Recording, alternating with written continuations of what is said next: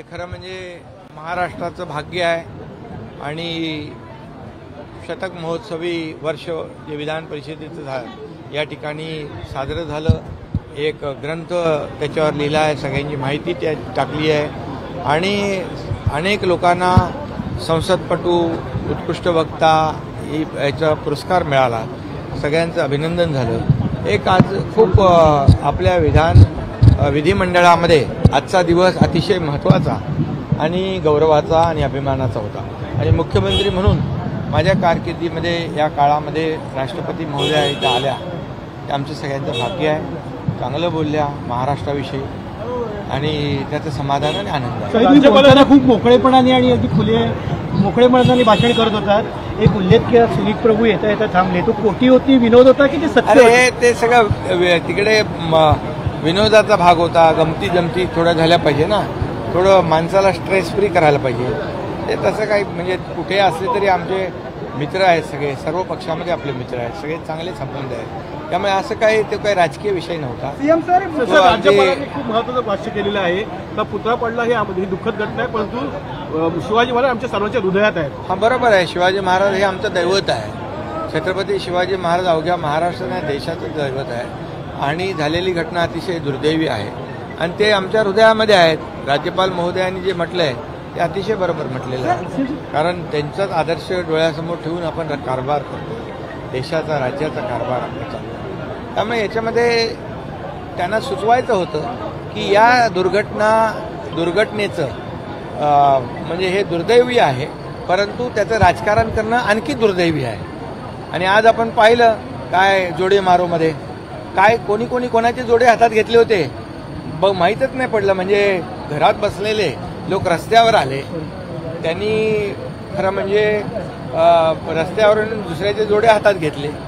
म्हणजे कार्यकर्ते जोडे मारो आंदोलन आपण समजू शकतो, पण एवढे मोठे नेते सगळे रस्त्यावर येऊन जोडे मारत होते. हे दुर्दैवी चित्र महाराष्ट्राने पाहिलं. तुमची सगळ्यात महत्वाकांक्षी योजना आहे, त्याच्या स्क्रुटिनीमध्ये कुठेतरी गडबड होताना दिसून येते. खारघरमध्ये तसं प्रकरण समोर आलेलं आहे. बिलकुल यामध्ये कुठंही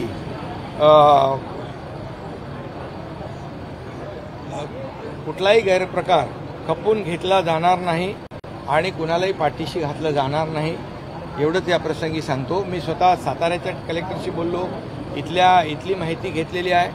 मुख्यमंत्री माझी लाडकी बहीण योजना आमच्या गोरगरीब सर्वसामान्य कुटुंबातल्या माझ्या बहिणींसाठी योजना आहे. याच्यामध्ये कोणी दलाल, एजंट कुठे मस्ती करतील आणि कुठे भ्रष्टाचार करतील तर यांना कुठलाही थारा नाही, यांना सरळ जेलच्या आतमध्येच टाकणार, आम्ही जेलमध्ये टाकणार. आणि म्हणून माझा हा इशारा सगळ्यांनी समजून घ्यावा. अधिकाऱ्यांनी डोळ्यात तेल घालून काम करायचं आहे. कुठल्याही परिस्थितीमध्ये ज्या एलिजिबल आमच्या ज्या बहिणी आहेत, ज्या सर्वसामान्य कुटुंबातल्या बहिणी आहेत, त्यांच्या नावावर कोणी अशा प्रकारचे पैसे खात असेल, भ्रष्टाचार करत असेल तर त्याला तुरुंगाशिवाय दुसरी जागा नाही. एसटीच्या संपाच्या बद्दल चर्चा चालू आहे आणि मागे एक बैठक झालेली आहे. बैठक झाली त्यानंतर उद्याही बैठक आहे. गणपती आहे आणि लोकांचा सण आहे. त्यामुळे एसटीच्या कर्मचारी अधिकाऱ्यांना माझं आवाहन आहे की तुमच्याबद्दल सरकार सकारात्मक आहे, परंतु प्रवाशांना वेटीस धरणं योग्य नाही. सरकार तुमच्याबरोबर आहे. सरकार आपल्या बाजूचं आहे, सर्वसामान्यांचं आहे. एसटी कर्मचाऱ्यांचं, एसटी अधिकाऱ्यांचं आहे. सर्वसामान्य कुटुंबातले हे एसटी कर्मचारी, ड्रायव्हर, कंडक्टर जे आहेत ते आमचे एक आहेत, सरकारचा एक भाग आहे. त्यामुळे त्यांच्याबद्दल पूर्णपणे आमचा सरकार सहानुभूतीपूर्ण विचार करेल आणि उद्या बैठक संपावर जाऊ नये अशा प्रकारचं आव्हान आहे. वर्षावर आहेत का संजय राऊत? त्यांच्या पुतळ्याचं राजकारण लोक करतायत, हे दुर्दैवी आहे. पुतळा उभा कसा राहील हे सगळ्यांनी पाहिलं पाहिजे आणि आम्ही पूर्णपणे लवकरात तातडीने छत्रपती शिवाजी महाराजांचा रुबाबदार भव्य दिव्य असा पुतळा उभा करू. परंतु हा कोण आपटे, हा कुठे पळालाय, काय पळालाय, याला कुठेही सोडलं जाणार नाही. पळून जाणार कुठे? आणि म्हणून यामध्ये जे राजकारण करतायत लोक त्यांना माझं सांगणं आहे, महाराष्ट्रातली जनता सुज्ञ आहे.